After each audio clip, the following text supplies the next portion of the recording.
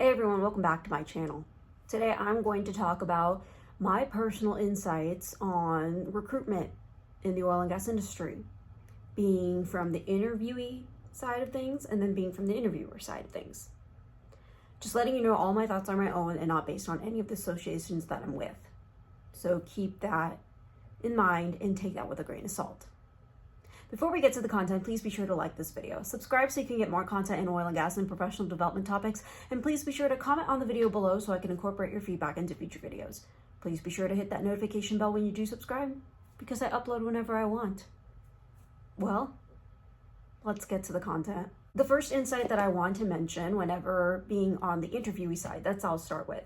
Being on the interviewee side, I know that there's a hack. The hack to developing confidence on the interviewee side is that as much as you are marketing yourself to the company's also marketing their company to you. The interviewers are marketing the company to you. Interviewers will talk about some of the benefits the company has, some of the company culture and the positive company culture attributes there are, some of the riveting projects that are there to accomplish within the company that will always keep you challenged on your toes. And as an interviewee, I've noticed that it is a two-way street. So you have nothing to be afraid of whenever you are going into your interviews.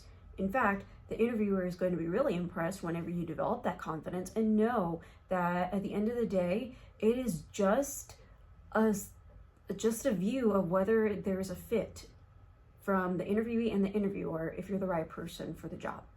Another observation that I'd like to make is that there is a difference between how much you want to come to a company versus how much you want to leave your current situation. Those, while it may not be mutually exclusive, those are two different questions.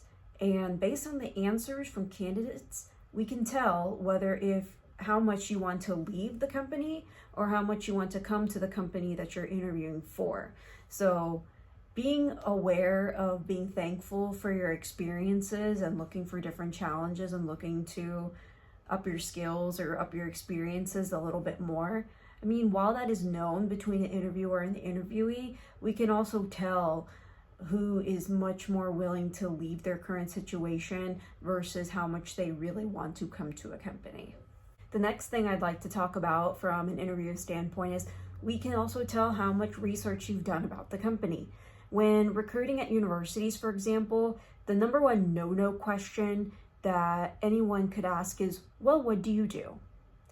Chances are that if you do approach a company, there's an assumption or a mutual understanding that you have done your research about the company, you are interested in speaking with the company, and you've learned about what their operations are, what their investor reports look like, what their 10K reports look like if they are a public company, and you've talked to other people about the company, about their experiences, other representatives from the company about their experiences and how they feel about the company culture and the projects that the company has to provide. The other thing from an interviewer standpoint is we can tell if you're being a team player or we can tell how much you have contributed to a project. And I know those are two different things, but I like to lump them together. So when an interviewee says, we did this, we did that, we did X, Y, and Z, the interviewer will plug in, drill down, and ask the question, what was your specific contribution? Or what exactly did you do? And sometimes that can be a struggle to answer the question if you always said everything from a we standpoint. And sometimes that leaves an interviewer to not even drill down to the question and assume that you may not have contributed much to the project. So you have to be clear as an interviewee on what your specific contributions are.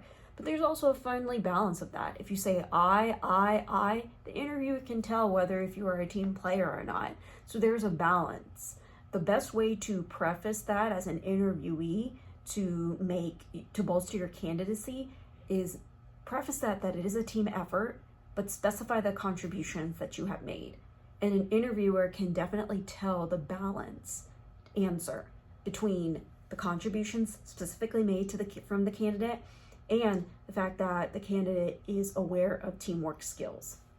The other thing that I'd like to make note of as an interviewer is we know on how inclusive and how much alignment you care about for the interviewee. In other words, If the interviewee is an independent thinker and does a lot of things by themselves, the interviewer will ask the question on talking about a time on getting stakeholder engagement or getting approval or getting some kind of agreement with a manager or with leadership, for example, or even among your teammates. So we can tell how much you care about alignment, how much you care about stakeholder engagement, and how much you actually have done that, and what are some of the takeaways from that. The last thing I'll also mention is that interviewers can implicitly tell whether if the interviewee has empathy. And this is a hard thing to gauge, but if the interviewee is talking about not assigning bad intent, knowing that everybody is coming to do their best every single day, coming to work, and it's hard to gauge empathy, but asking those specific questions from an interviewer's perspective on displaying empathy, displaying some kind of grace, and displaying some kind of understanding on motivations or causes of what can go wrong or what can go successfully, the interviewee is going to be tested on how diplomatic that person can be or how balanced of a viewpoint and perspective that person has. So interviewers can tell whether if you have a balanced perspective or not.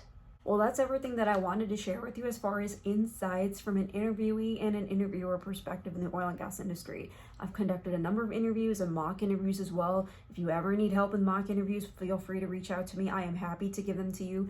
But again, all my thoughts are my own and not based on any of the associations that I'm with. I am here to help and provide a perspective of someone who's been in the industry for a number of years. This is Yoga Pradhan or Yoshi Pradhan, and I'm signing off.